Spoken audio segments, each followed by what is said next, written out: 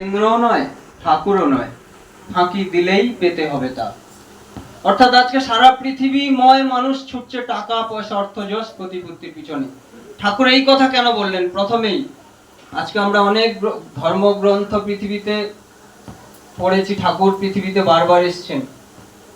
তিনি গীতায় শেষ জায়গায় বলছেন, তুমি কি নিয়ে এসেছিলে? যা তুমি হারিয়েছো। তুমি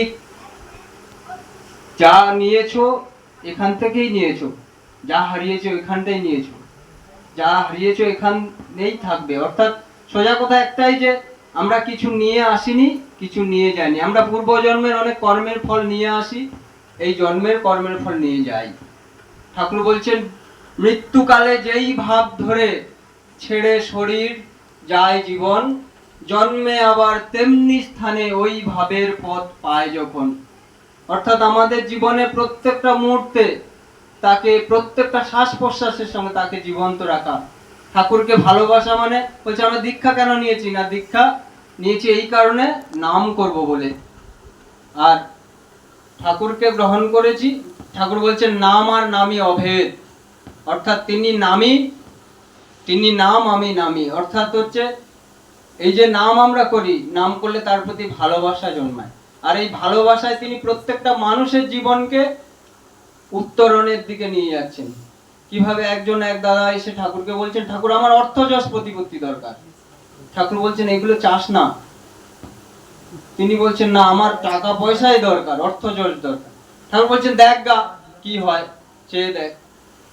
তো তিনি এক সময় পর ঠাকুরের কাছে ওই বলে প্রণাম করে বেরিয়ে গেলেন। আস্তে আস্তে আস্তে আস্তে তিনি টাকা পয়সা অর্থ যশ প্রতিপত্তি প্রচুর, এত সম্পত্তি, এত প্রভাব প্রতিপত্তি হয়ে গেল, তিনি একদিন আস্তে আস্তে ঠাকুরের কাছেই যাওয়াই ভুলে গেলেন। তিনি ঘোর মায়া জালে পড়ে গেলেন। আমাদের জীবনটা কেমন? ঠাকুরের একটা গান রয়েছে, বলছে, ঘোর মায়া জাল মোরে বেঁধেছে কঠিন ডোরে, কে বাঁচাবে আমারই জীবন। অর্থাৎ আমরা জীবনে বাঁচতে চাই, জীবনে আমরা জীবনে প্রত্যেককে শুনেছি ঈশ্বর প্রাপ্তি জীবনে আমাদের উদ্দেশ্য। কিন্তু বর্তমান আচার্যদেব বলেন আমাদের জীবনের উদ্দেশ্য হচ্ছে বেঁচে থাকা আগে। কারণ আমি যদি সুস্থ না থাকতে পারি, বেড়ে না উঠতে পারি, তাহলে আমার দ্বারা ধর্ম হবে না। অর্থাৎ জীবনের উদ্দেশ্য হচ্ছে আগে বেঁচে থাকা। আর এই বেঁচে থাকার জন্য আমাদের জীবনে যা যা করণীয়, যেগুলো ঠাকুর, এমন কোনো জায়গা নেই ঠাকুর বাদ দিয়ে গেছেন। আমরা, তিনি স্নান কেমন করবেন, পায়খানায় কেমন যাবে একটা মানুষ, কথা কেমন বলবে, দেখবে কেমন, প্রস্রাব করবে কেমন ভাবে, সবকিছু তিনি আমাদেরকে বলে দিয়েছেন। এমন কোনো জায়গা নেই। তাই তিনি একটা জায়গায় তিনি বলছেন, অর্থাৎ এক সাধু ছিল, আমরা ঘোর মায়াজালে কেমন ভাবে পড়ে যাই। এক সাধু, তার একটা কৌপিন ছিল, অর্থাৎ কৌপিন বলতে মাথার পাগড়ি। তো তার পাগড়ি প্রতিদিন ইঁদুরে কেটে দিয়ে যায়।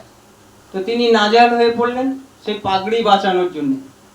পাগড়ি যখন ইঁদুরে কেটে দিয়ে যায়, তিনি সেই পাগড়ি বাঁচানোর জন্য একটা বেড়াল পুষলেন। আর বেড়াল পুষলেন যখন, পাগড়ি বাঁচলো ইঁদুরের কাটা থেকে, কিন্তু বেড়ালটাকে তিনি খেতে দেন কি? বেড়াল আবার নিরামিষ খায়, অর্থাৎ দুধ ছাড়া খায় না। তখন হচ্ছে বেড়ালকে তিনি খেতে দিতে গিয়ে একটা গরু পুষলেন। গরু যখন পুষলেন, গরু রাখেন কোথায়? তখন তিনি একটা ঘর তৈরি করলেন। আর ঘর তৈরি করে এবার আরো সমস্যায় পড়লেন। গরুকে পুষতে তার কাজকর্ম করা বড় সমস্যা হয়ে দাঁড়িয়েছে। তো এত বড় সন্ন্যাসী, তিনি তখন কি করলেন? বিয়ে করে নিলেন। তো বিয়ে যখন করলেন, তিনি একদিন আস্তে আস্তে সংসার, ছেলে, মায়া মোহে পড়ে ঠাকুরকেই ভুলতে লাগলেন। যিনি এত বড় সন্ন্যাসী ছিলেন, যার নাম ডাক এত ছিল, তিনি পরে সব ছেড়ে ছুড়ে দিয়ে যখন ঘুরছেন, মানুষ যখন জিজ্ঞেস করো, কি গো দাদা তোমার ঠাকুরের? বলছে এখন সংসারের কাজ করি, সংসার আগে বাঁচাই, তারপরে ঠাকুর। অর্থাৎ এইভাবে আমরা ঠাকুরের থেকে সরে যাই। আমরা পৃথিবীতে মাতৃগর্ভে থাকি 10 মাস 10 দিন, ঠাকুরের কাছে প্রার্থনা করি প্রতি মুহূর্তে, ঠাকুর তুমি আমাকে পাঠাও। তিনি আমাদেরকে কখনো পাঠাতে চান না। আমরা তার কাছে প্রতিশ্রুতিবদ্ধ হই যে আমি প্রতি মুহূর্তে তোমার প্রতিষ্ঠায় জীবনকে উৎসর্গ করব। তাই আমরা জীবনে মায়ের পেট থেকে একদিন জন্মগ্রহণ করেছি, নেমে কিন্তু ভুলে যাই। দীক্ষার মাধ্যমে দিয়ে সেটা আমাদেরকে আবার মনে করিয়ে দেওয়া হলো। পুনর্জন্ম হলো দীক্ষার মাধ্যম দিয়ে, দীক্ষায় প্রতিশ্রুতিবদ্ধ হই। এই শ্রী শ্রী ভগবানের উদ্দেশ্যে বলছে, আমি শপথ করছি তোমাকে, এই ক্ষণ হইতে তোমাকে প্রতিষ্ঠা করব আমার জীবনের যোগ্য। অর্থাৎ কোনো বাধা বিঘ্ন আমার জীবনকে রুদ্ধ অবসন্ন করতে পারবে না, তোমাকে প্রতিষ্ঠায় আমার জীবনের যোগ্য। আর তারপরে আমি বলছি, পারিপার্শ্বিক ইষ্ট ভ্রাতার আপদে বিপদে অর্থ যশ বাক ও বাস্তব কর্মে তাদের আপদ মুক্তির জন্য বদ্ধ পরিকর হইলাম। এই বলে আমি দীক্ষা গ্রহণ করি, কিন্তু আবার ঠাকুরকে ভুলতে থাকি।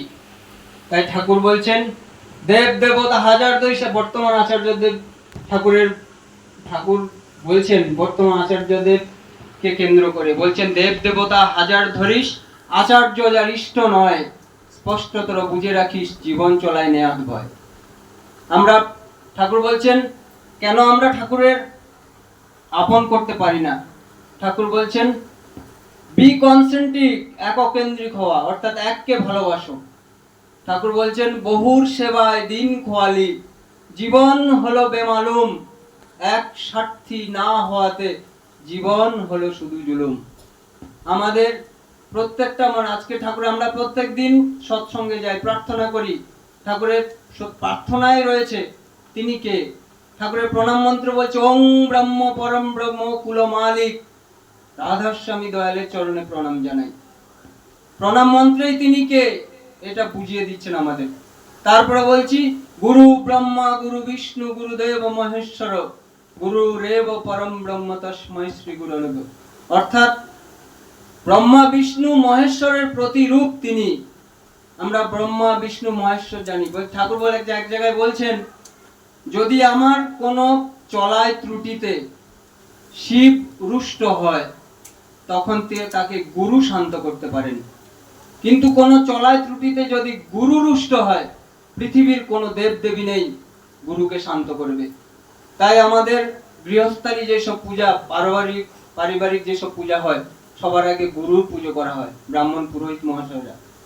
অর্থাৎ গুরু হচ্ছেন তিনি, এই বিশ্ব ব্রহ্মাণ্ডের মালিক, যিনি এই পৃথিবীর বুকে ধরা দামে, তিনি অসীম অনন্ত, তার কথা বলা শেষ করা যায় না।